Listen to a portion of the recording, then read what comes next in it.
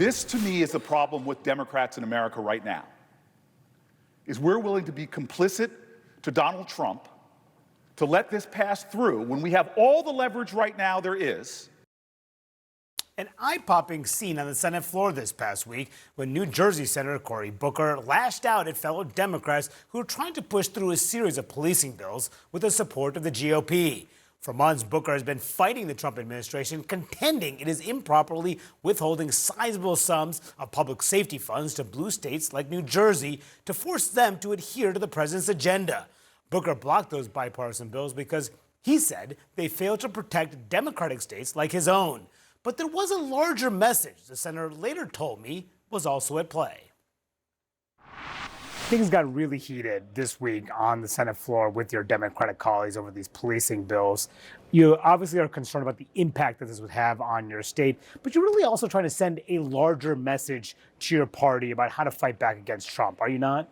First of all, I will always defend New Jersey police officers and getting them the resources they deserve. But you're right, there is a larger message, not to Democrats, but to Americans. This is a president that is trashing our Constitution, and as a result, in this case, it's indicative of a lot of things we're seeing here: cutting people's health care, cutting key grants for public safety, cutting resources for hungry children. It is outrageous what's going on, undercutting the Constitution and hurting people, and we've got to stand and fight. How far are we going to let him go until we draw a line and say, I don't care where it is, on the floor of the Senate, within our communities, we're going to stand a fight against this authoritarianism? Do you worry that cutting deals with him on a bipartisan basis will embolden him? Well, I'm all for cutting bipartisan deals that are going to help people and solve problems. I'm still involved in bills right now that are moving. I was a co-sponsor of some of these bills. We should do that.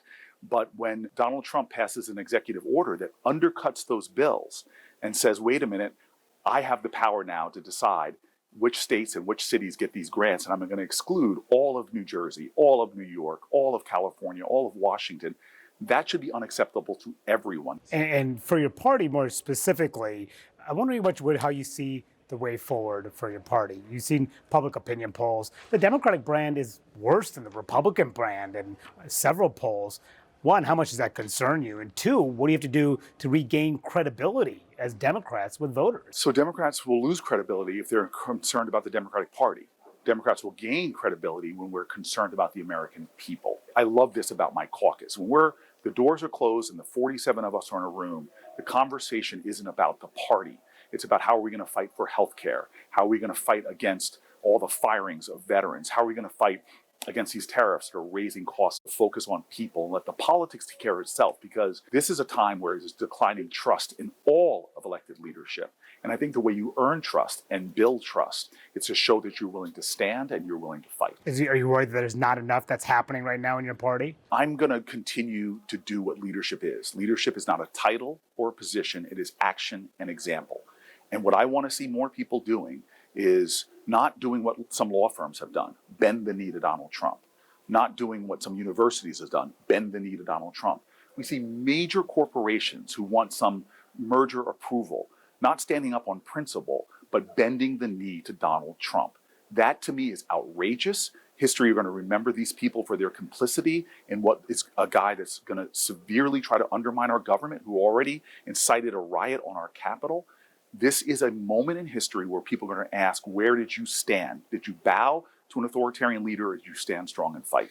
I'm wondering if part of the issue with your party, do you think, is not embracing enough of the energy on the left flank of your party? You're seeing what's happening in your neighboring state in New York. Zoran Mamdani, he's the Democratic candidate, Democratic Socialist candidate there. Democratic leaders are not supporting him. Is that a problem? Do you support him? So you and I are going to have this conversation, and I'm going to say to you one day, I told you so. This is not a left-right issue. It really isn't. It is an authoritarian versus people who want pragmatic government that makes a difference in the lives of American people. I'm one of these people that says the lines that divide us in America are not nearly as strong as the ties that bind us. Big corporations, people want to keep our eyes on the screen, want to pit us against each other and tell us how much we should hate each other. I'm sorry. the left-right lens is not the right lens to look at this right now. Right now it is, can we get back to the pragmatic work of governing? About Mamdani, are you going to support him? I have learned a long time ago, let New York politics be New York politics. We got enough challenges in Jersey. I got a governor's race. I'm supporting Mikey Sherrill. I got legislative races. That's where my energy is going to go going into November. New York City, I love you. You're my neighbor. You're about 10 miles from where I live. You guys figure out your elections. I'm going to focus on mine. Specifically on the issue of policing, because that was an issue of, obviously, what part of the issue that you fought on the floor about. You've been really involved on that issue. Mamdani, had just got a tweet from earlier this that's gotten a lot of attention this week about defunding the police. It's from a few years ago. Are statements like that still problematic for your party? I think, again, I'm going to speak for Jersey. Newark, New Jersey, a majority black city, 5 days after the George Floyd incident. If you had polled my city and said, you want more police, less police, or the same amount of police, Newark would have overwhelmingly voted for more police. We don't want police violating our rights. We don't want police endangering our lives. But we want safety and security. It's the fundamental foundation of Maslow's pyramid. We want to have security in our community, and the police are part of that, an essential part of that equation. So anybody who's saying defund the police is wrong. And within the Democratic Party or within the nation, I will always fight that we have well-funded, well-trained, and highly accountable, high professional standard police departments that control us. But I will say this, by not investing in mental health. Remember, Donald Trump took a bipartisan bill, the first gun bill in 35 years, where we, in a bipartisan way, funded grants for mental health, because Republicans are always saying when there's a mass shooting, well, we need to deal with mental health. Well, we did it. Those grants were going to New Jersey. And what did Donald Trump do? He froze them all. You're obviously very concerned about Republicans maintaining control of the United States House and Senate. There's this effort in Texas to add 5 new Republican seats by redrawing the maps there. There's a lot of talk about your state, New Jersey, doing the same to redraw the maps there to add Democratic seats. Would you support that effort? Look, I remember one of my best basketball games of my life where we were down at halftime, and I looked at my coach and I said, Coach, they're fouling us and the ref isn't calling them. And then my coach looked at me, then you foul them. And so I'm telling you right now, I want to see election reform. I'm sick of the gerrymandering. But if Donald Trump is going to push to gerrymander Texas, he's going to break the rules in order to win. He can't win by the rules they are right now. So he thinks you should break the rules. For Democrats to sit back and just say, okay, we're going to play by the Queen's rules. No. I'm telling you right now, we need to win in the midterm. We need to stop him from cheating, from lying, and from stealing the election. And if they're doing something to add their congressional seats, we need to look at our ways of doing that right now. But we have to restore democracy. That kind of stuff actually undermines democracy as a whole.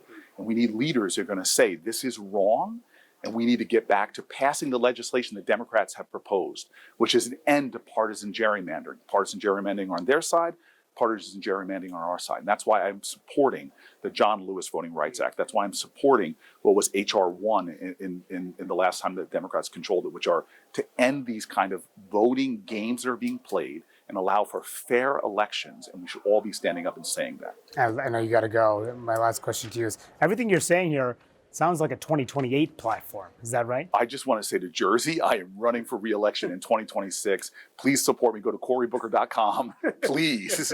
He's talking about 28. I want to talk about re-election. If you want me in this fight, help me.